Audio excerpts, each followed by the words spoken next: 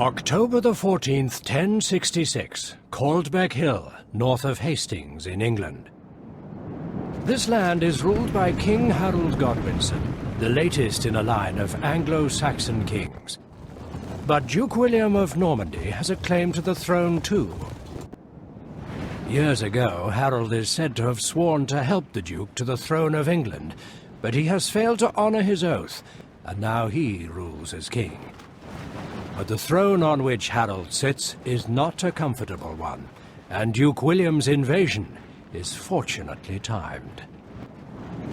Even now, Harold marches south from battle at Stamford Bridge near York, having crushed another invasion led by Harald Hardrada of Norway. Duke William was able to land unopposed, but now his scouts report that Harold's army is in sight and has formed a shield wall on a ridge crossing the Norman's Road. The position is a strong one, at the top of a gentle slope flanked by marshy ground, and the enemy appear happy to let the Normans come to them. The Duke has come well prepared for battle, and has many war-hardened infantry and horsemen. But if his men cannot overcome the enemy shield wall, they will have little choice but to negotiate terms or starve. Duke William of Normandy is no stranger to war, though. He knows that if there is no way around or through Harold's shield wall, he will have to find a way to pick it apart. The Anglo-Saxons are known for their fearlessness in battle, but perhaps William can use this to lure them from their position so that his horsemen can finish them off. The two forces are evenly balanced, but there are only two paths from this place for Duke William: to the grave or through the shield wall and onwards to the throne of England. Alright, Normans versus Saxons, winner take all. The Hussars on the enemy flanks are commanded by Harold's brothers. Killing them will disrupt... Turning off the speech because it really gets on my nerves. Infantry, assemble the men. So William, the Duke of Normandy, has invaded England in an attempt to take the English throne for himself, and this was after the death of Edward the Confessor, the King of England, who died without an heir. And the king who is in place right now of the Saxons is Harold Godwinson, who is the most powerful noble in England at the time. He was basically elected, probably the only time that an English king was ever elected.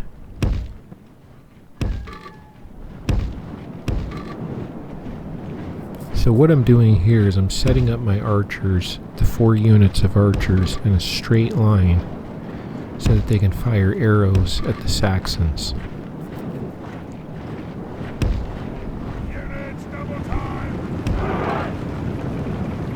This is in an attempt to soften up the Saxon line of heavy infantry before the main combat begins.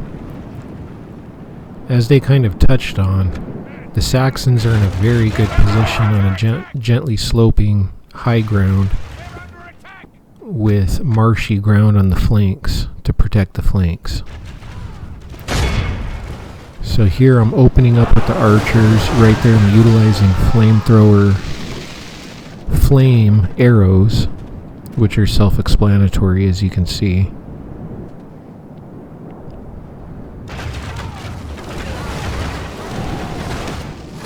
But my main target there is the Huscarls, the Earl's Huscarls, on the Saxon left flank. Now the Saxons have been the most prominent peoples in England ever since the exodus of the Romans from the island in about the 6th century.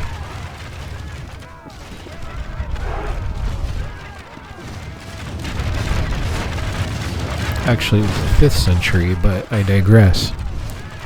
So we're doing a really good job of softening up the Earl's Huscarls on that left flank. He completely obliterated that unit there. Now ideally, I would always want to try to get an enfilade, which means I'm firing along the length of the line versus the front of the line. Because of that aforementioned marshy ground, I cannot really deploy them so that they're enfilading the flanks of the Saxons.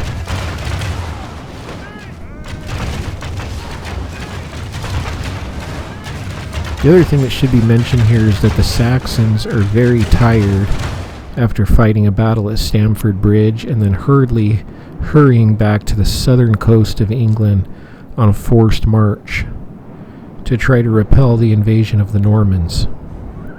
Now the Normans, they're descendants of Vikings who have settled in France, and they've become a very powerful group of people living in France, but they are vassals to the French king. This is an opportunity for William the Conqueror to become a king himself. At this point, William is just a Duke of Normandy. But when Harold Godwinson was in France years before, he was saved by William of Normandy with the promise that he would end up inheriting the English throne for himself. So now that Edward the Confessor has died, he's trying to make good on that promise that Harold Godwinson had made to become the next king of England. So this is the way that this game actually integrates the historical scenario into the battle. You'll see that we just retreated after making that attack on the flank, and this has drawn off a good portion of the Saxons off the hill. In the actual battle itself, they don't know if it was a feigned attack, or it was a genuine retreat, but they did the same thing. They pursued them off the hill, and then the Saxons gave away their excellent defensive position in pursuit of the Normans.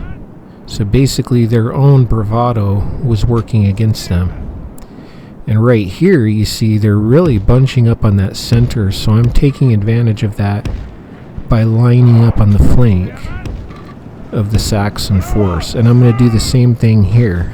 The objective is a classic pincer maneuver.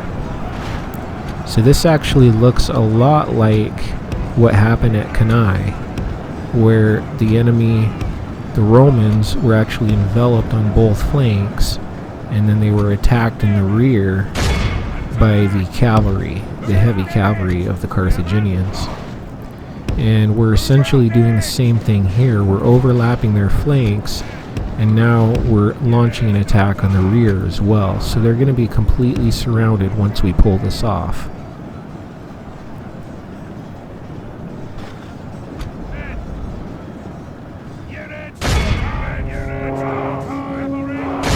And that attack is going off beautifully. As you can see, we've got both flanks rolled up, and now we're charging into the rear with the heavy cavalry. And all those red flags right there indicate that the Saxons, those units that are in melee, are in fight to the death mode. If they were in regular route, they would be white flags naturally, the symbol of surrender. But the fact that they're flashing red like that shows that they're fighting to the death. And I think it's basically indicative of how greatly they're surrounded. As Sun Tzu said, you never want to press a desperate foe too hard. You always want to leave an avenue of retreat, because a wounded animal will fight at its most fiercest. And it's the same thing with man.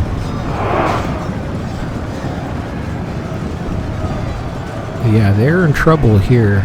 They're thoroughly beaten at this point, this particular element of the Saxon army. And just like at Cannae, they're so tightly hemmed in that they can barely wield their weapons. They're just hacking and slashing and stabbing away. at the foe.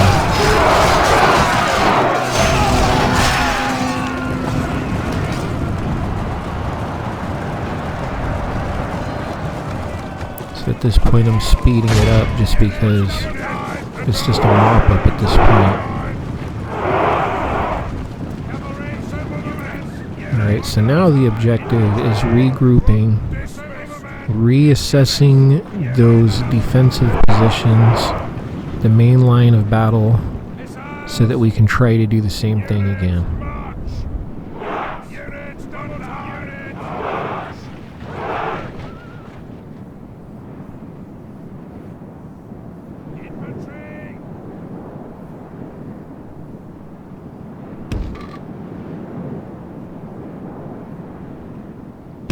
We're going to dress those ranks a little bit more effectively here.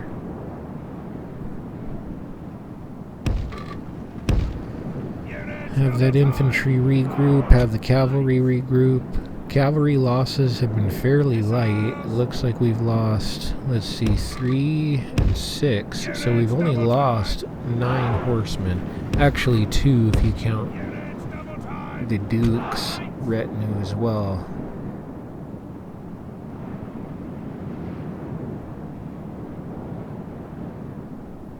And infantry losses have been pretty light as well. I see 3 units, actually 4 units that are at full strength. So that's really good so far.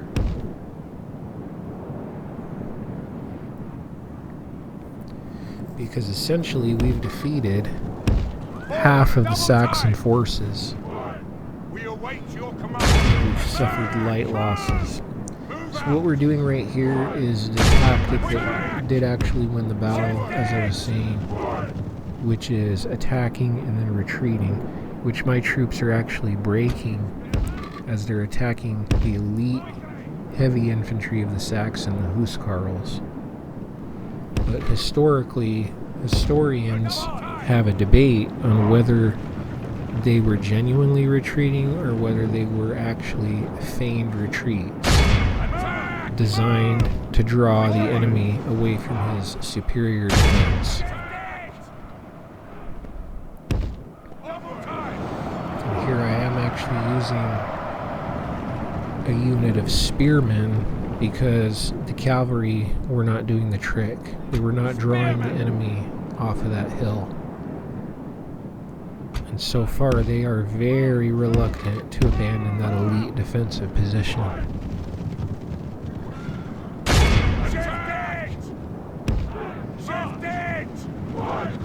Again, they're routing. It doesn't take a military genius to know that cavalry and heavy spearmen do not mix.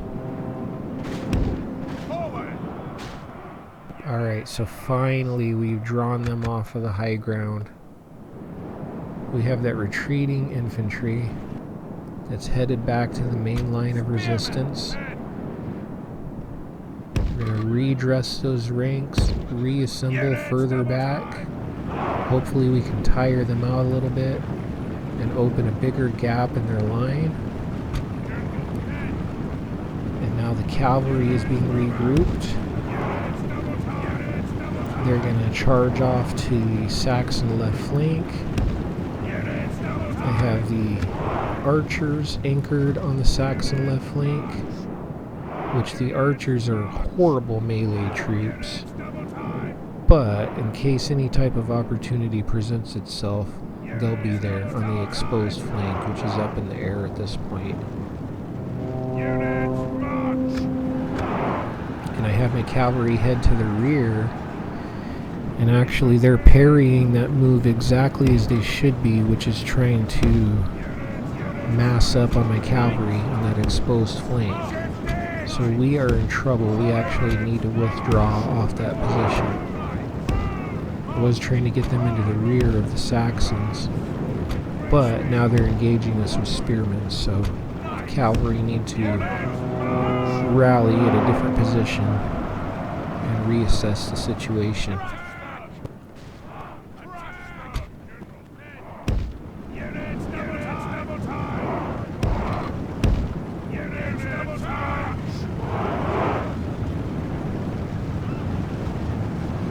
Meanwhile, I'm having the heavy infantry charge forward because I want to pin down that main line of Saxon forces with my heavy infantry. Units double time! Units double time! And actually, I didn't like how that was going, so I'm actually going to realign them a little further back to try to create some bigger gaps in the Saxon line. And meanwhile, now I'm realigning the heavy cavalry to the right flank of the Saxon line instead, because that's where their flank is up in the air at this point. It's completely exposed. That flank is completely in the air at this point. Units double time! So we're going to wheel to the right, try to exploit that gap. Ultimately, our objective is King Harold, which if you look and you see that rear unit right there, that's King Harold. We're trying to have our cavalry basically engage him.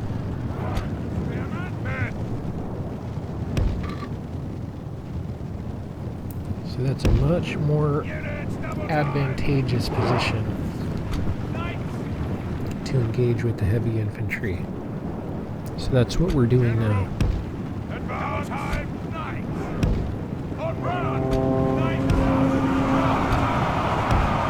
Ordering my cavalry one by one to that road to the rear of King Harold's position. That way I know that they're all following their orders completely as I've given them. And now the idea is to deploy on that right flank, because that's where King Harold is. So I'm massing my cavalry on that right flank. They're not wheeling to really parry that maneuver. Now they are. They're actually being smart when they're engaging with Cav. But they are completely surrounded by Cav at this point. Because they have those excellent spearmen, I'm having my cavalry withdraw. And once they withdraw, I'm going to have them charge again, and I'm going to repeat that process so that we're hitting them with our lances and then withdrawing repeatedly. Cavalry makes the most damage in melee. Right there it was. We just killed King Harold, so the entire Saxon army is routing at this point. So I'm going to turn my whole army into one group, because at this point it's pursuit. This is a mop-up at this point.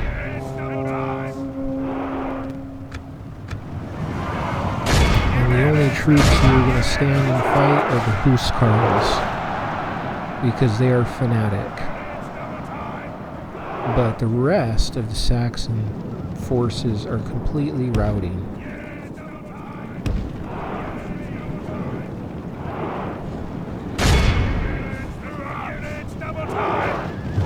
Like I said, this is mopping up.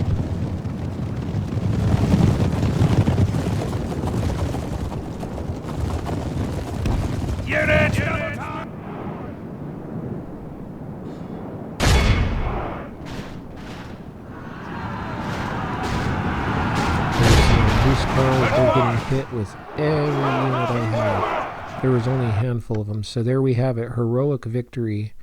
We suffered 32% losses. They suffered 96% losses. And we had 427 lost. They had 1,996 lost. They only have 75 men remaining. So this is very much similar to what actually happened historically. The Normans probably did lose about a third. And I don't know if they inflicted 96%, but they did inflict a heavy defeat on the Saxons. And at that point, they actually ended approximately 500 years of Saxon rule over England.